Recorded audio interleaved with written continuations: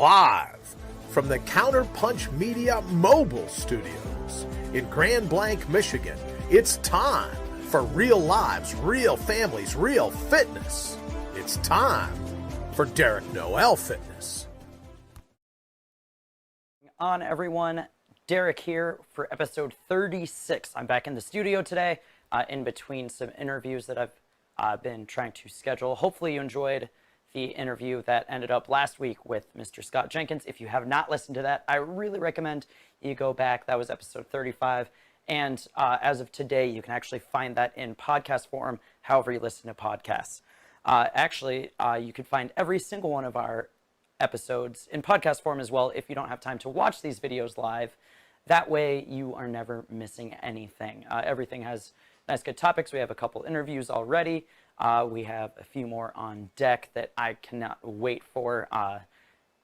Going forward, I would really love to be able to interview as many people as possible because I really just feel like that would bring the most value to everything. I'm just adjusting my earphones real quick. So today's episode, I feel like would actually probably be a really good episode to have. And real quick, if you could give this a like and a share, or invite your friends to a watch party on Facebook. If you're watching on Facebook, that would be awesome. If you are watching on YouTube, hitting that subscribe button would be awesome, and maybe give this video a like as well. That'll definitely help out. I really felt like this episode was actually needed. I actually got a lot of good feedback from the multivitamin episode, which is really, really good. And I feel like we could do more like that. So this one is going to be all about that protein, which is going to be really good. Again, this is episode 36, and a little bit later on, you'll be able to call in to see or to ask me questions, or if you just want to say hi, always cool with that too. I love drop-ins. Drop-ins are great. So, like I was saying, today's episode is all about protein, and protein is one of those things that is kind of divisive in the sense of people trying to figure out how much they should or things like that. And honestly, protein is one of the big debates when it comes to whether you should be a vegetarian or not. So there are a lot of different ways to look at things, and we're going to be going through everything. I have basically what it is, how much you should get, where to get it, what complete proteins are, and I'm going to cover supplementation a little bit at the end if I get that far. But like I said, I want to make sure that this episode is an all-inclusive episode on protein. So it's going to be a nice primer. I'm going to leave out a little bit of the more scientific things just for the sake of simplicity. And also, most people don't actually need to know the specific names of the 21 amino acids, for example, even though you'll probably hear some by name. So make sure you stay on that. If you are watching, just make sure if you could drop a line, that would be awesome. Let me know that you're watching. Let me know if you have any questions as I'm going through. If you have anything right off the gate, feel free to ask. Maybe I will answer it in this, or maybe it is something I completely overlooked that I can go back and answer. I have no problem with that. This is going to be an awesome episode. So let's get started with basically, honestly, what is protein? Everybody knows like protein is something that you eat or something that like your muscles are made of, which it is. But the long story short is a protein is in short, a chain of amino acids. And protein is also one of the three main macronutrients. Technically, you could say four if you want to include alcohol because it is technically there. But it's essential to build muscle mass, essentially. Muscle mass is really good. Muscle mass allows you to pick up things. It allows you to move. Your body literally moves from muscles. If you had no muscles in your body, you wouldn't be moving at all. And it's really important to be able to build those things up. Three main macronutrients, like I said, are, just for review, we have carbohydrates, we have fats, and then we have proteins. Alcohol is also thrown in there because it's a macronutrient, but again, when we're looking at protein, there are 4 calories per gram of protein, which we'll talk about in a little bit when we talk about how much protein to actually get. Those amino acid things, they are the building blocks of protein.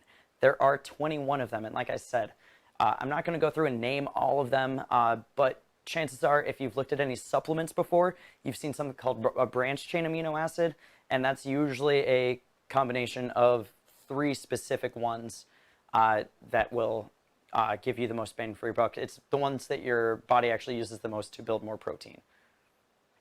Real quick, if you would like to give us a ring, you can always reach out to us and call in at 810-412-5999, and that screen should be popping up right now with that number if you'd like to give us a call and chat about protein or just what's going on. If you have any other non-protein related questions, I would love to answer them. Again, we have our topic, but I love going on to off topic. Anyone who knows me knows I can digress a million different times. So make sure if you'd like, you can give a call. If you'd rather not, you can always just drop the questions in a line below. Getting back to it, we have 21 different amino acids. Of those 21, there are 9 essential amino acids, which means our body does not produce those 9. We have to get them from food or a supplement or another source. That's where complete proteins come in. But those 21 different amino acids can be put together any different number of ways.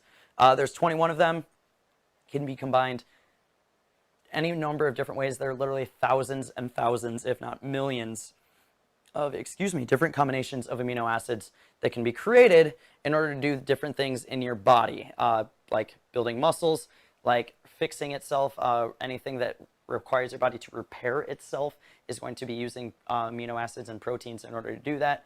It's even used for, when you break it down into altering and DNA and things like that. So it's really, really useful for our body to be able to have.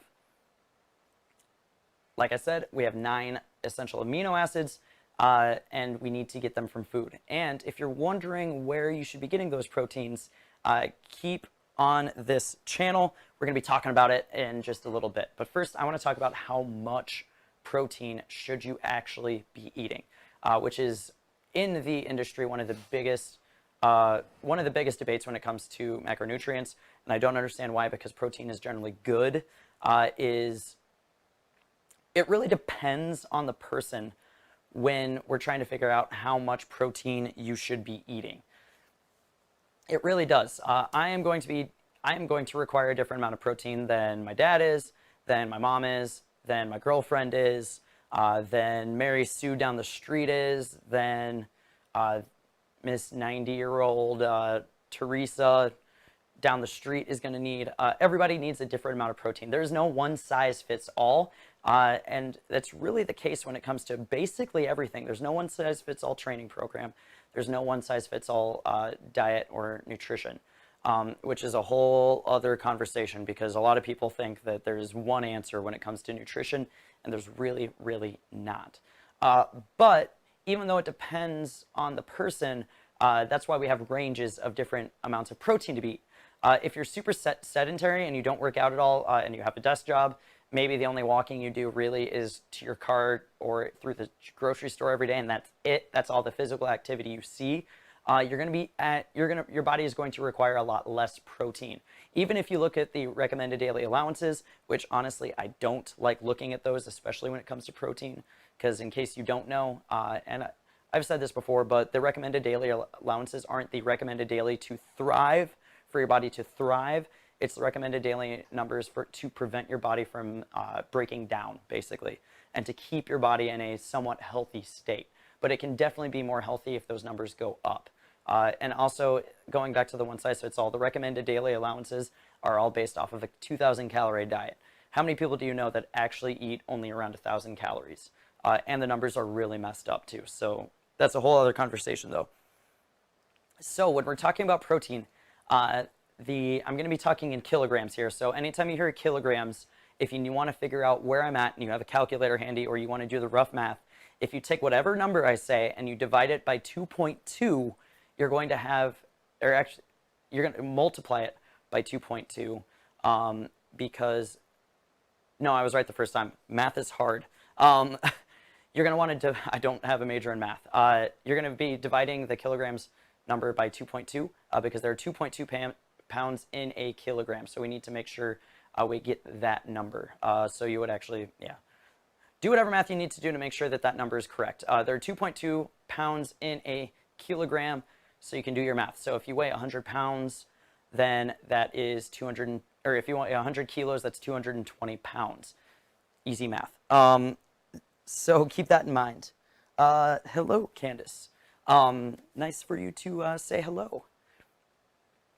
So with these numbers, we also talk about protein in grams, because if you look at a nutrition label, and I'm actually going to specify this a little bit more when I talk later about where to get protein from, we're talking in grams. So I'm saying a gram of protein. And those have calorie values, in case you wanted to know. We're not talking calories at all today, but there are 4 calories in 1 gram of protein. So if you know that you are eating 20 grams of protein, for example, you know that's going to be 80 calories. The very minimum number is typically 0.8 grams of protein per kilogram. So again, you can do that math. It works out to somewhere about like 0.4 grams per pound. That is on the very, very low end. And even if you do that math, though, that number still is going to be higher than what the recommended daily allowance is. It says 50 to 60, it's like 50 or 60 grams on the recommended daily allowances. I honestly haven't looked at it in a really long time. And that number, 50 to 60, is definitely super low. For example, I weigh right around 185 pounds. If I were to do that math, I would be at 100 grams of protein, and that's still pretty low for me, especially because I'm an active person. The more active you are, the more protein you are going to need, because it is essential to build muscle mass. You cannot build muscle if you do not have protein coming in. In fact, it even makes it hard to maintain muscle, which we'll talk about in a second. The good number is actually 1.0 to 1.2 grams of protein, all the way up to 2 grams per kilogram of protein, which breaks down to right around a gram per pound. So that's on the slightly higher end. You can go higher. There are a lot of bodybuilders who go like almost 2 grams per pound, and they're eating 350, 400 grams of protein. There can be some other things going on potentially with that. I'm sure a lot of people have heard, oh, if you eat too much protein, it's really bad for your kidneys. That really bad has actually, by science, been proven to be way higher than 300 or 400 grams. You can typically eat that amount of protein safely. But that being said, for most people, you're not going to need to be anywhere near that amount. Even some elite athletes are going maybe to that, like maybe like 1.5 grams per pound, and that's going to put them up into like the 200s if they're 100 and something, like 180-pound athlete like I am. So there's a really good range there. For most people, if you go 1 gram per pound, you're going to make absolutely sure you are getting enough protein. If you end up going down to about like 0.8 grams per pound, I know I switched math here, but most people watching this are American and we work in pounds. But if you work in kilos, that works out to be probably about 1.0 to 1.2 grams per kilogram. Chances are you're not eating that much protein, and if you're not, I really recommend that's going to be one of the biggest things. Whenever you're looking at first getting in control of your nutrition and looking at macronutrients, I usually actually just straight up ignore fat and carbs for most people starting out and look just at calories and protein, because I want to make sure you're getting enough calories and I want to make sure you're getting enough protein. From there, more and more studies are actually coming out now that says the amount of fat to carb ratio really doesn't matter all that much if you are not playing a specific sport. Again, when you get into athletes, those numbers do matter, but that's beyond this episode. If you are cutting weight, so if you're trying to lose weight, you actually want to bring that number up when we're talking about protein. And it sounds like that would be counterproductive, but it's actually not, because protein also has a very satisfying effect on your digestive system. So the more protein you eat, the longer you will feel full, which is really good. And it also is going to help prevent muscle from breaking down. So that is a really good idea. If you're trying to lose weight, you actually increase your muscle mass. You actually increase your protein number, not muscle mass, because we're trying to save muscle mass, which is going to prioritize your body burning fat. Because if you just eat low calories and you don't pay attention to how much protein that is and you cut everything across the board, it's going to be taking away some of your muscle mass, because your body just goes, oh, we don't need this, we're trying to lose weight. we're trying to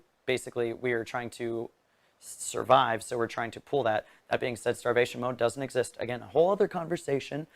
You can clip that and you can fight me on that, but starvation mode does not exist. There's more reason for that, again, beyond the scope of this.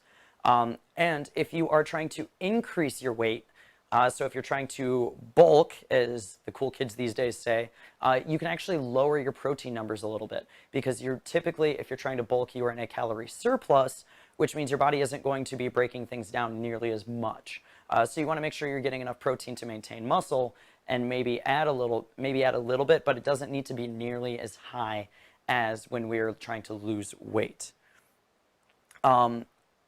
So keep that in mind. Depending on what your goal is, that number needs to either go up or down. Before I get into where to get your protein sources from, we're going to take a quick little break.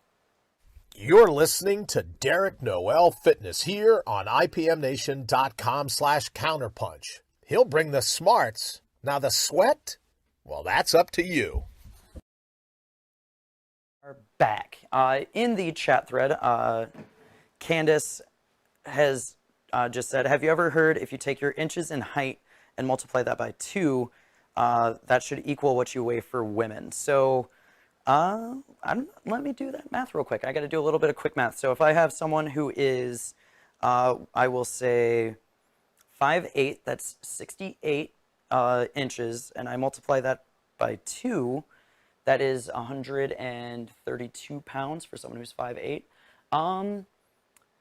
I would say that honestly still depends on the person, because I know some women who are 5'8" and about 170 pounds, and they are in way better shape, and their body composition is way better than someone else who is 5'8" and also weighs 100 and also weighs that amount. So it really depends on the person. I wouldn't put too much stock in that. I would put stock in what your body is actually made up of. So if you've been training, I don't really know too much, Candace, about where you are at in terms of like fitness or health in general. So I can't really help too much there. If you send me a message, though, we can chat a little bit, and I can tell you about where you should probably be. But again, that weight is a really arbitrary number. I don't really put I don't put too much stock in weight. It's a general guideline, and you do need weight to figure out about how many calories you need, but that's basically it. A lot of people, women in particular, do really have a really big connection with the scale, and they treat the scale like some sort of demon, even though it's really just an inanimate object. So I would say put less stock on you needing to lose 20 pounds and more stock in improving the composition of your body, because I can tell you right now, you now versus you about 20 pounds, even like 5 or 10 pounds less, but if you have more muscle on you, then that body fat composition has come down and you'll be way healthier as well. So again, scale, not necessarily that. Heidi actually just jumped in and said, good Lord, I would need to lose another 20 pounds. Being 5 feet tall sucks. I guess that's where we throw in that hashtag short people problems there. So yeah, if that works, again, consult your doctor too. They're going to know about where you need to be, hopefully, but make sure you find someone who's actually qualified with nutrition advice. Most doctors actually aren't, and I know that's probably an unpopular thing for me to say, but find someone who's a expert and certified in nutrition, whether that's a nutritionist or a dietitian. Those are going to be the best people for you to talk to. Anyways, that was a really good question. I'm glad you asked that, Candace. I really appreciate that. Let's talk about where to get some protein right now. Luckily, most foods on the planet have some amount of protein. Again, it's kind of essential for life in general, because it really helps with everything like that DNA. Animal sources are the really easy sources of high protein numbers. For example, like 3 ounces of chicken breast has 24 grams of protein in it. That's really easy. The issue comes in when people say, I'm going to eat peanuts or I'm going to eat peanut butter because it's a really good source of protein. It's a better source of fat than there is of protein. On peanut butter, I think in 2 tablespoons, there's 6 grams of protein, which isn't terrible. It could be worse. It could be closer to 1 or 2. But there's also right around 15 or 17 grams of fat, depending on the peanut butter.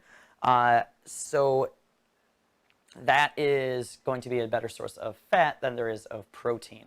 When we're talking about protein sources, we want the majority of that food to be protein.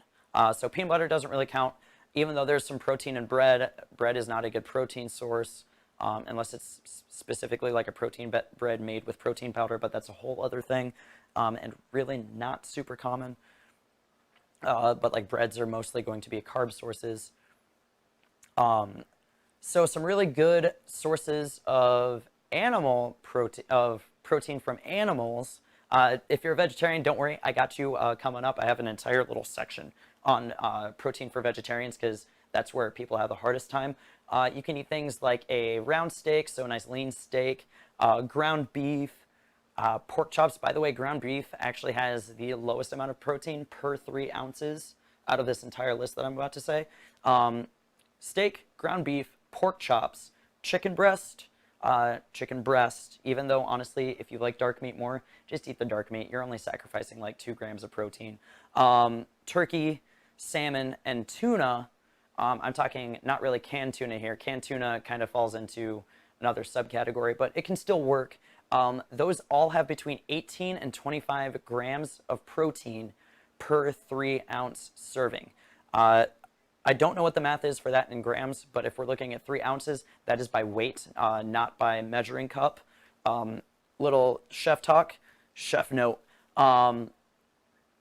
Fluid ounces and weighed ounces in all things besides water, fluid ounces, and regular ounces are the same. Those are 2 completely different measurements for everything else besides water.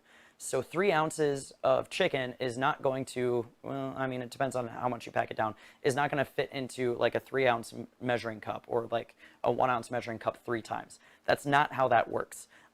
Also, 3 ounces of chicken, if you translate into grams, I think is 120, 130. Someone who actually measures their food in grams, if you could help me out, that would be awesome. Or even just do the translation there, 3 ounces, which I think is just less than a quarter pound. If you say like a fifth of a pound, that'll probably be right around correct. That would be awesome. But if you look at that and you see 3 ounces of chicken has 24 grams of protein in it. It is not 24 measured out grams. That's like 1 chunk of chicken. That is not nearly enough. Remember, there's also other things, like there's a little bit of fat even in chicken, and there's also other things that make that stuff up. So when you are measuring things, do not make the mistake of going, oh, I need 25 grams of protein. I'm going to measure out 25 grams of this meat. The 25 grams of protein and the 25 grams of meat are 2 completely separate things. You're going to need about maybe 130 grams-ish of that meat in order to make 24 grams of protein. Again, that math, I don't normally work in grams. My scale does. I don't. So that math might be a little bit wonky, but I think you get the point. Actually, Candace, that's a good question. I'm actually going to talk about the next quote, dairy. Candace said, what about eggs? Eggs are also a pretty good source of protein. They're also a good source of fat. They have a pretty even spread. I think it's like 6 grams of protein to 6 grams of fat in 1 egg, which is really good because it's a nice even balance. There are no carbohydrates in eggs. They're finding that the fats and cholesterols in eggs are actually good for you. Surprise, eggs are good for you. Eggs are bad for you. Science goes back and forth. I think everyone's heard those things both ways. Eggs are a really good source of protein. That being said, I don't really understand why they're considered dairy. If there's someone who's an expert in that field who's watching, shoot me a message and explain that one to me, please. But other dairy sources that are really good sources of protein are Greek yogurt, cottage cheese, 2%, or even skim milk. But eggs are also a really good option. One thing that I actually really like doing is eating the egg whites, which has a majority of the protein is the egg white. But I'll do 1 or 2 eggs, and then I'll add in a couple extra egg whites for that extra source of protein. So I'm not overloading myself with fats while I'm eating my eggs. So I'm not getting 18 grams of protein and 18 grams of fat at the same time. It's a nice balance. That way I can, if I go like one egg plus a couple egg whites, I might be getting 18 grams of protein for 6 grams of fat, and it's a nice balance. And it's a really good way to make sure that you're doing that. If you can stomach pure raw, or not raw, I will never suggest eating raw eggs. But if you can just do plain egg whites without adding any of the yolk, by all means do so. I'm not one of those people. I think that egg whites cooked plain by themselves, like scrambled egg whites, is pretty gross and flavorless. So let's talk vegetarian options, shall we? Vegetarians are some of the people who really don't get enough protein. They're some of the people who fall into the 50 or 60 grams, and that's for a good reason, because a lot of their protein sources also happen to have a lot of carbohydrates in them, which is why when I say if someone tells me that they're a vegetarian, I just kind of assume that they eat a higher carbohydrate diet, and keto people are going to be crazy about that. But if anyone, this is just an aside, by the way, if anyone ever comes up to you and says that eating a banana, the sugar in a banana is going to make you fat, I want you to just look at them, shake your head, and walk away. Just walk away from that person. No one has ever gotten fat from eating bananas or strawberries or blueberries or anything like that. People get fat from eating too many calories over a consistent period of time. You have to be in a calorie surplus to gain weight. So anyone who is gaining weight like that is in a calorie surplus. It doesn't matter if that surplus is at 1,100 calories or if it's at 4,000. If you are in a calorie surplus, you are going to gain weight. If you do not gain weight, you're not in a calorie surplus. If you aren't losing weight, you're not in a calorie deficit. Whole other conversation. I'm going to move on. Let's talk about some vegetarian options here. Vegetarians, things you should be eating a lot of: beans, lentils, quinoa, edamame. This is going to make a lot of people happy. Soba noodles are super good. I had no idea that soba noodles had so much protein, but I think it's like 12 grams of protein per 3 ounces of noodles. That's awesome. Eat soba noodles. There are other ancient grains. There are a lot of ancient grains like seitan, which, by the way, if you have a gluten sensitivity or celiac disease, don't eat that one because it's actually part of wheat and it has gluten in it. Tofu, tempeh, nutritional yeast. Other ancient grains are spelt and teff. Some of them you have to watch out for because they are related to wheat in some cases, so some of them do have gluten in them. Any of the ancient grains are really good, or hemp seed, if you can find it, are also really good. And keep in mind, there's no THC in hemp seed. You're not going to get stoned off of eating hemp seeds. Just putting that out there. You need the actual plant for that. So there are a lot of different options here for vegetarians because also, by the way, rice has protein in it too. And I'm going to use that as an example. I wanted to make sure I threw rice in there. When it comes to proteins, if you're eating meat, you're not really worried about it. You have something called a complete protein and an incomplete protein. Complete proteins contain all 21 amino acids in it. It's a complete profile of them, so it gives your body everything that you need. Most animal products have them, if not all of them. But vegetarians need to combine different sources to create complete protein profiles, and that's where it pays to know which amino acids there are. If you go back to the beginning of the show, I said there are 9 essential amino acids. This is where it's going to come into play. If I am a vegetarian and I eat a meal of just beans, that is not going to give me a complete amino acid profile, which means I'm not getting complete proteins, which means I am not getting the actual protein sources or the amount of protein sources that I need. Will my body be able to make do with what it has? Yeah, it can still create all the proteins from the amino acids, because remember, amino acids are just little blocks that go together. You need to make sure that you're getting everything. So beans by themselves, we'll say black beans, is not a complete protein. Well, what if you mix it with rice? Well, rice by itself is not a complete protein either, but they each have the amino acids that the other one is missing. So eating something like black beans and rice as a vegetarian, boom, now you're getting a complete amino acid profile, which means you're getting complete protein, and that means that your body is going to be working optimally. So make sure, if you are a vegetarian or a vegan, I I'm not going to argue with you because how you eat is how you eat, how I eat is how I eat.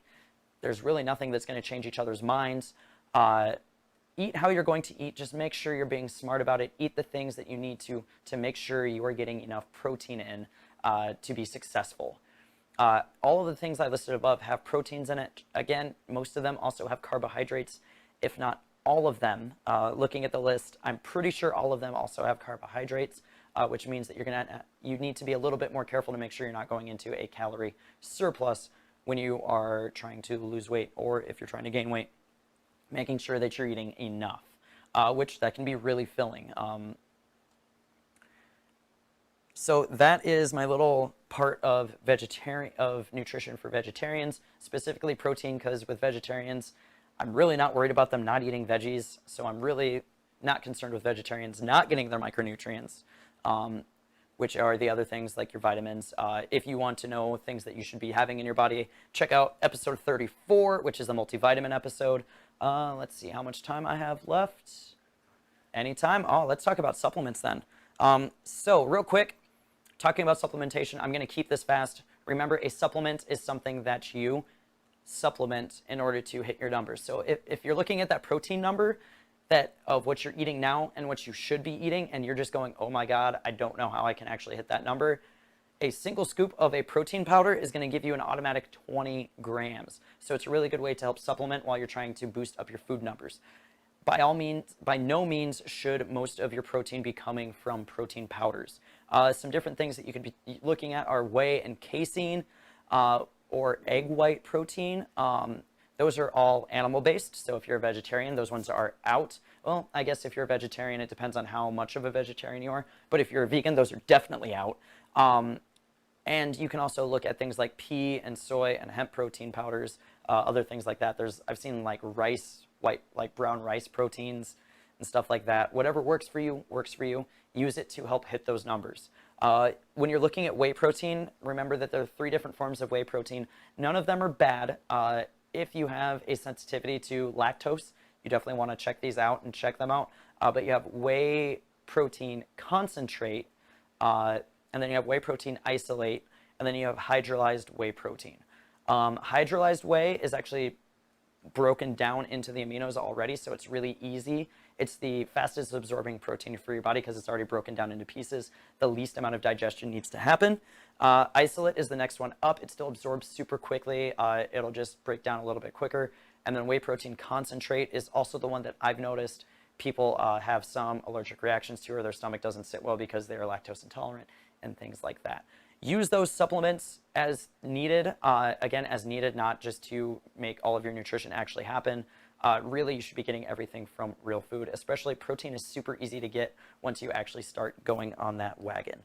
I believe I have actually gone a little bit over today, so we are going to wrap this up. If you have any questions, I will check out the thread afterwards. Thank everyone who actually participated in this episode. I love being able to answer questions. Hopefully you have inspired someone else to ask questions. If you'd like to check me out, check out my Instagram. That's where you'll find me most often, at the Derek Noel. You can find me on Facebook at facebook.com/theDerekNoel, on IPM Nation, video form at ipmnation.com/DNF, or in audio at ipmnation.com/counterpunchmedia. That's all I have for today. Have a great night, and let's crush this next week, everyone. Have a great one.